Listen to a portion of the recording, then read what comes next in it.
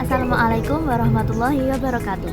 Teman-teman sekalian, jika kita membuka lembaran sejarah agama Islam, kita akan menemukan bahwa setelah Rasulullah wafat, umat Islam mengalami masa-masa yang sulit, terutama saat terjadi perbedaan atau bahkan konflik di antara para sahabat.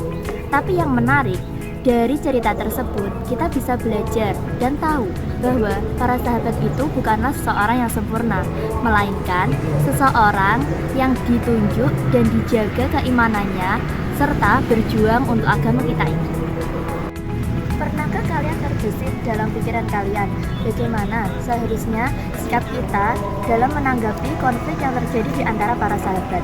Apakah kita boleh memihak di antara keduanya atau kita harus diam saja? Jika ingin tahu, mari kita simak penjelasan berikut ini. Oke, saya di sini akan menyampaikan pendapat saya tentang menanggapi konflik yang ada antara para sahabat. Jadi, ketika ada konflik di antara para sahabat, kita tidak boleh gegabah dan langsung memihak salah satu dari mereka. Kita harus tetap netral dan mencari informasi yang akurat yang sebenarnya terjadi.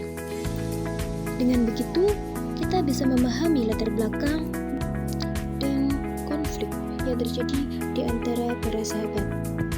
Selain itu, kita harus mencari solusi yang lebih adil dan sesuai dengan ajaran agama Islam.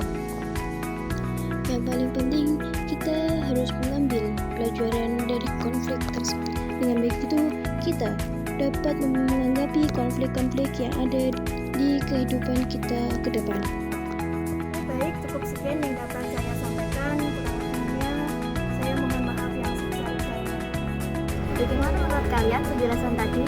Jadi, dalam menyikapi konflik yang terjadi di antara para sahabat membutuhkan pikiran yang jernih serta adab yang tinggi agar kita bisa mengambil pelajaran yang ada di dalam cerita tersebut. Bicara soal sahabat, tentu kita tidak akan melewatkan seseorang yang sangat penting, yaitu para khulafaur rasyidin.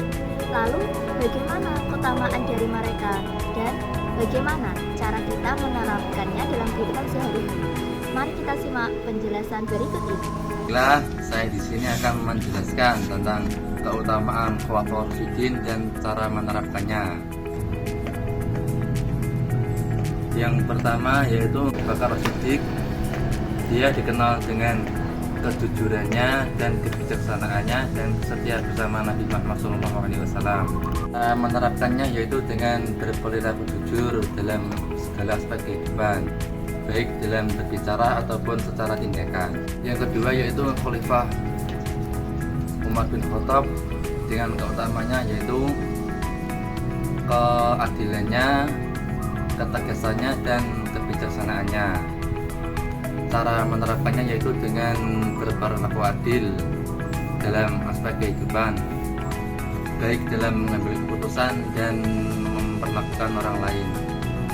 Ketiga yaitu Khalifah Utsman bin Affan, yaitu memiliki keutamaannya dalam kesabarannya, kebijaksanaannya dan kedermawaannya. Cara menerapkannya yaitu dengan cara bersabar dalam menghadapi segala rintangannya, serta tabah dalam menjalankan tugas dan bertanggung jawab. Yang keempat yaitu Khalifah Ali bin Abi Thalib, yang memiliki keutamaan yaitu keberaniannya, kebijaksanaannya dan keluasan dalam ilmunya. Mungkin itu saja yang bisa saya sampaikan, dan apabila ada kurangnya saya mohon maaf yang sebesar-besarnya. Jadi kesimpulannya, dengan memahami konflik yang terjadi di antara para sahabat, kita belajar untuk bersikap adil, tidak cepat menghakimi, dan menjaga rasa hormat. Dari sanalah kita juga semakin mengenal para sahabat sejati. Itu terutama para khulafaur rasyidin yang masing-masing menunjukkan keutamaan yang luar biasa dalam hal iman, akhlak, serta perjuangan. Semoga kita bisa meneladani mereka, tidak hanya dalam kata, tetapi juga dalam sikap dan amal. Sekian penjelasan dari kami hari ini, kurang lebihnya mohon maaf. Assalamualaikum warahmatullahi wabarakatuh.